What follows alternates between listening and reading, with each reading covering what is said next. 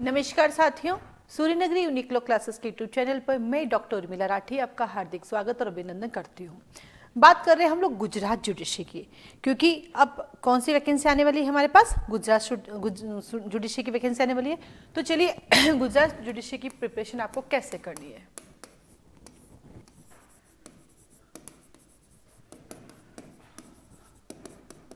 वही पहला क्वेश्चन आता है, एग्जाम कौन दे सकता है। फर्स्ट आता है एग्जाम कौन दे सकता है। तो सबसे पहले जिसने एलएलबी कंप्लीट की है और प्लस रजिस्ट्रेशन जिसने करा लिया है, क्योंकि कई बार बच्चे पूछते हैं कि क्या एलएलबी के बाद रजिस्ट्रेशन मैंडेटरी है। तो गुजरात जुडिशरी का एग्जाम देना है तो आपके लिए एलएलबी भी कंप्लीट होनी चाहिए और साथ में आपका रजिस्ट्रेशन भी कंप्लीट होना चाहिए। ठीक है, अब आता है मैक्सिमम एज कितनी है। मैक्सिमम जनरल कैटेगरी की 35, चाहे जनरल मेल हो चाहे जनरल फीमेल हो। तो जनरल मेल और फीमेल दोनों के लिए जो है 35 है। और फिर आता है आपके पास वही ओबीसी, एससी और एसटी, यानी ये खुद जो गुजरात में रहते हैं उन्हीं के लिए है। वो अपना नोटिफिकेशन चेक करें, क्योंकि मैंने जैसे कहा कि मैं जनरल कैटेगरी से हूं तो मुझे जनरल की पता है, बाकी नोटिफिकेशन देखें। अब जब आप गुजरात का एग्जाम देने जाते हैं तो आपने एक चीज नोट की होगी, वहां पे गुजराती का भी पेपर होता है। ठीक है, और पेपर या तो गुजराती में आता है या इंग्लिश में, यानी पूरा पेपर जो है हिंदी में नहीं आता है। तो अगर मैं यूं कहूं हिंदी मीडियम वाले नहीं दे सकते तो ठीक है, मेहनत करके दे सकते हैं, अन्यथा नहीं, क्योंकि पेपर गुजराती और इंग्लिश में आता है। तो गुजराती उन्हीं को आती है जो गुजरात में रहता है, गुजराती मीडियम के अकॉर्डिंग, है ना। और जो बाकी पूरा पेपर इंग्लिश में आता है। तो गुजराती का भी एक पेपर होता है, जैसे राजस्थान में हिंदी ग्रामर होती है ना, वैसे गुजराती का होता है। और गुजराती इजी है, अगर आप 6 महीने कंसिस्टेंसी के साथ अगर कोचिंग कर लेते हैं गुजराती की तो गुजराती अच्छे से सीख सकते हैं, ऐसा कोई इश्यू नहीं। गुजराती सीखना बहुत ईजी है। तो जो इंग्लिश मीडियम के बच्चे हैं जो गुजरात का जुडिशरी निकालना चाहते हैं तो वो क्या कर सकते हैं, गुजराती की कोचिंग कर ले अभी से, ताकि गुजराती भी अपने साइड में सीख ले। बहुत ईजी है इसको क्लियर करना। ठीक है, मैंने ऐसे क्यों कहा कि एक पेपर को क्लियर करना बहुत इजी है, इसके पीछे क्या कारण है। इसके पीछे कारण ये है बेटा कि यहाँ पे 100 क्वेश्चन आते हैं। ठीक है, जिसके अंदर लॉ होता है, कंप्यूटर भी होता है, जीके भी होता है। ठीक है, लॉ, कंप्यूटर, जीके ये होता है। और 100 में से 50 नंबर लाने होते हैं। जिसने 50 मार्क्स लेकर आ गए ना उसका प्री क्लियर है। सबसे अच्छी बात क्या है, वहां कट ऑफ नहीं जाती गुजरात में। गुजरात में है 100 क्वेश्चन है और 100 में से जिसके 50 नंबर आ गए वो सब लोग मेन लिखेंगे, तो फायदा हो गया। और हाँ, नेगेटिव मार्किंग भी है। क्या काम है ना, यहाँ पे नेगेटिव मार्किंग भी है। तो गुजरात इसलिए निकालना इजी है क्योंकि 50 नंबर ही लाने हैं।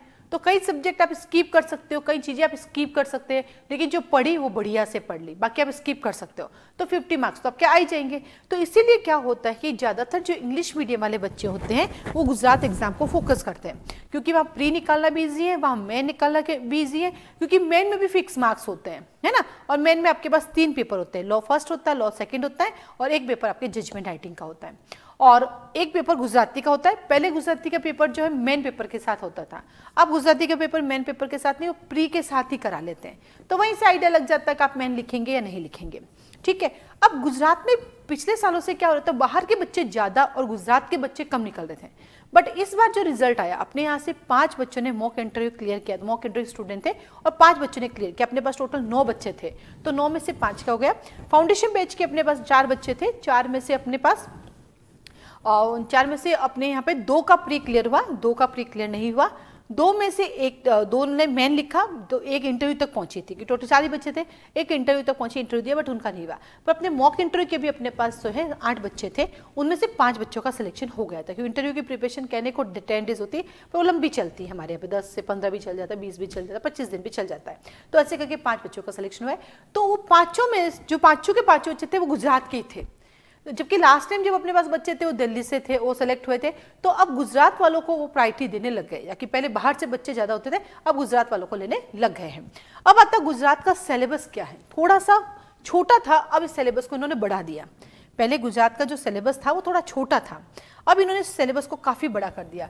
जैसे गुजरात के अंदर आपके जो है ये तो आते ही हैं, क्या बोलते हैं इसको, कंप्यूटर भी आता है, थोड़ा सा जीके भी आता है, थोड़ी सी इंग्लिश भी आती है, इंग्लिश ग्रामर भी आती है, पर वो थोड़ी थोड़ी होती है, कभी ज़्यादा भी क्वेश्चन पूछ लेते हैं, कभी कम, लेकिन वो होता है। तो जीके तो देखो बड़ा रूटीन है, कंप्यूटर को आपको पढ़ना चाहिए, कंप्यूटर भी जिंदगी का रूटीन है, और इंग्लिश ग्रामर को आपको देखते रहना चाहिए। इसके अलावा गुजरात में अपने पास क्या क्या सब्जेक्ट होते हैं बेटा, देखो वही आईपीसी जो सभी जगह है, वही सीपीसी, वही सीआरपीसी, वही आपका एविडेंस, ठीक है, वही कॉन्ट्रैक्ट एक्ट है, वही ट्रांसफर ऑफ प्रॉपर्टी एक्ट है, वही कॉन्स्टिट्यूशन है। ये तो गए मेजर, फिर एसआरए भी है और फिर लिमिटेशन भी है।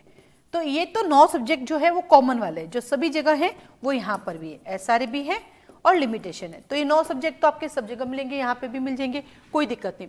अब यहाँ पे जो है हमारे पास क्या आता है और क्या आता है, तो यहाँ पे प्रोबिशन एक्ट भी आता है, ठीक है, यहाँ पे जेजे एक्ट भी आता है, प्रोबिशन एक्ट भी आता है, जेजे एक्ट भी आता है आपके पास, यहाँ पे डोमेस्टिक वायलेंस पीडब्ल्यूडीवी एक्ट भी आता है, यहाँ पे इमोरल ट्रैफिकिंग एक्ट भी आता है, ठीक है, यहाँ पे पीसीपीएनडीटी एक्ट भी आता है, यहाँ पे एनआई एक्ट नेगोशिएबल इंस्ट्रूमेंट भी आता है, उसके साथ साथ यहाँ पे पोक्सो एक्ट भी आता है, इसके साथ साथ यहाँ पे आईटी एक्ट भी आता है, इंडिसेंट रिप्रेजेंट सॉरी बेटा इंडिसेंट रिप्रेजेंटेशन एक्ट भी आता है, ठीक है।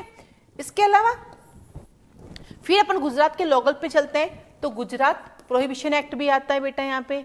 फिर हम आगे चलते हैं, गुजरात प्रिवेंशन यानी ग्लैमरिंग एक्ट भी आता है, गुजरात ग्लैमरिंग एक्ट भी आता है, ठीक है। तो ऐसे करते करते क्रिमिनल में यहाँ पर इतने सारे IPC, CrPC, evidence, Gujarat prohibition act, Gujarat का probation offender act, JJ act, PWDV, Gujarat gambling act, immoral trafficking, PCPNDT, NI, registration of birth and death, ये भी आता है, रजिस्ट्रेशन बर्थ एंड डेथ है ना, बर्थ सर्टिफिकेट, डेथ सर्टिफिकेट, उसके बाद प्रोटेक्शन ऑफ पोक्सो भी आता है, आईटी एक्ट भी आता है और इनडिसेंट रिप्रेजेंटेशन एक्ट भी आते हैं। इतने सारे एक्ट जो है गुजरात के क्रिमिनल लॉज में। सिविल का थोड़ा सा छोटा है, ये तो क्रिमिनल के पर है, सिविल में वही अपना सीपीसी है, कॉन्ट्रैक्ट है, टीपीए है, एसआरए है, लिमिटेशन है और कॉन्स्टिट्यूशन है, ये तो है ही है। इसके अलावा हमारे पास क्या आता है, गुजरात कोर्ट फीस एक्ट है, गुजरात कोर्ट फीस एक्ट आता है, ये उसका लोकल है। उसके बाद अपने पास आता है sale of goods act, sale of goods act आता है। उसके बाद आता है अपने पास आर्बिट्रेशन एक्ट, आर्बिट्रेशन एक्ट आता है। उसके बाद कमर्शियल कोर्ट आता है, कमर्शियल कोर्ट आता है। उसके बाद आपके पास आता है वही हिंदू लॉ, मुस्लिम लॉ और क्रिश्चियन लॉ है, उनका सक्सेशन एक्ट आता है और लैटिन मैक्सिम आती है।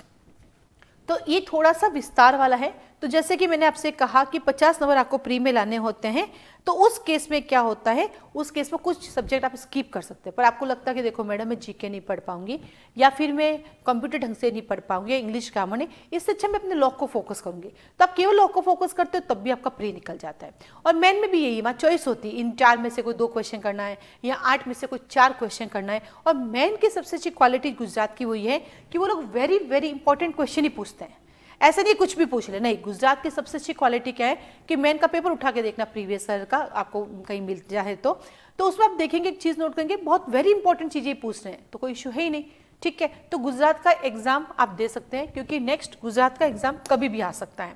तो आप लोग अपनी गुजरात की तैयारी में लग जाइए और स्टार्ट हो जाइए। अब आता है सूर्यनगरी यूनिक लॉ क्लासेस की बात। तो हमारे यहाँ पे नए बैचेस हो रहे हैं, हम गुजरात के एक्ट भी पढ़ाते हैं और गुजरात के माइनर एक्ट भी पढ़ाते हैं, गुजरात के लोकल एक्ट भी पढ़ाते हैं और गुजरात के जो है हमारे मेजर एक्ट भी पढ़ाते हैं। अपनी 3 कैटेगरी है। मेजर एक्ट जो अभी आपने देखा है वही IPC, CrPC, CPC, Indian evidence act, contract act, ठीक है, इंडियन एविडेंस एक्ट आता है अपने पास, ठीक है। फिर अपने पास ट्रांसफर ऑफ प्रॉपर्टी एक्ट आता है, कॉन्स्टिट्यूशन आता है, वही अपना एसआरए और लिमिटेशन। इनको मैं हमेशा मेजर एक्ट कहती हूँ, 7 मेजर एक्ट हमेशा आपको पढ़े होने चाहिए। इसके अलावा फिर आते हैं गुजरात के लोकल एक्ट आते हैं, जैसे गुजरात प्रोहिबिशन एक्ट भी हम पढ़ाते हैं। उसके बाद आता है गुजरात ग्लैमलिंग एक्ट, वो भी हम पढ़ाते हैं। फिर आता है गुजरात का रजिस्ट्रेशन यानी बर्थ और डेथ, ये भी हम पढ़ाते हैं। इसके बाद हमारे पास आता है गुजरात कोर्ट फीस एक्ट, ये भी अपन पढ़ाते हैं। इसके बाद आता है आपके पास ये गुजरात के मोटे मोटे आपके एक्ट हो गए। इसके बाद जितने भी माइनर एक्ट है वो सारे पढ़ाते हैं, जैसे कि हमारे पास इंडिसेंट एक्ट भी है, पोक्सो भी हैं, डोमेस्टिक वायलेंस भी हैं, आईटी एक्ट भी हैं, उसके बाद आपके पास आता है जेजे एक्ट भी हम पढ़ाते हैं, ठीक है, एनआई एक्ट भी पढ़ाते हैं, उसके बाद आता है आपके पास क्या बोलते हैं इसको, पार्टनरशिप एक्ट भी हम पढ़ाते हैं, कमर्शियल कोड भी हम पढ़ाते हैं, फिर हिंदू लॉ, मुस्लिम लॉ, जो लॉ है पर्सनल लॉ जिसको कहते हैं वो भी हम पढ़ाते हैं। इसके साथ ही साथ आपके पास आ जाता है, सारा कोर्स हो गया कंप्लीट, है ना, पार्टनरशिप एक्ट भी इसके अंदर है, इसके कोर्स में पार्टनरशिप एक्ट है। तो ये 3 कैटेगरी, इसको बोलते हैं मेजर एक्ट, इसको बोलते हैं लोकल एक्ट, इसको बोलते हैं माइनर एक्ट। तो अपन ओवरऑल सारा पढ़ाते हैं लॉज को, और लॉ को पढ़ाने का हमारे पास 2 तरीके होते हैं। पहला लॉ को पढ़ाने का जो वे होता है वो ये है कि आपके कंसेप्ट क्लियर होने चाहिए।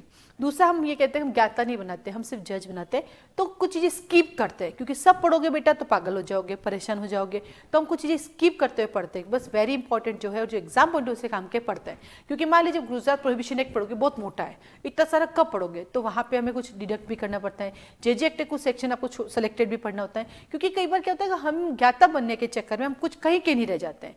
तो हम कोशिश ये करते हैं कि भैया हमें तो जज बनना है, उर्मिला मैम की तरह कोचिंग तो खोलना नहीं है कि इतना सारा पढ़ लिया। क्योंकि मुझे याद है जब 2015 में मैं कोचिंग करती थी, तो मैंने भी कहीं कोचिंग की, बहुत सारी कोचिंग की मैंने भी। तो एक जगह गई तो उन्होंने कहा कि आईपीसी का चैप्टर नंबर आपको जो है चैप्टर नंबर 7 नहीं पढ़ना होता है, चैप्टर 12 नहीं पढ़ना होता है, चैप्टर 13 नहीं पढ़ना। तो कौन पढ़ता है? तो मैंने हैंड रेज किया, तो उन्होंने कहा नहीं, सेलेक्टेड पढ़ोगे तो सेलेक्ट हो जाओगे, आप पूरा पढ़ोगे तो ओवरलैपिंग होगी, या फिर ज्ञाता बन के रह जाओगे। तो जब उन दोनों से मेरी अभी मुलाकात हुई तो उन्होंने ये बात कही भी थी, उनमें से एक जना की मुलाकात हुई तो कहा भी था कि कहा था ना ज्ञाता बन जाएगी, ज्ञाता ही बन के रह गए हो, तो वो रहता है। तो मैं इसलिए अब जो भी बच्चा तो उनको ये कहती हूँ, क्योंकि यहाँ खड़े होकर कोचिंग चलाना बहुत बड़ा स्ट्रगल है।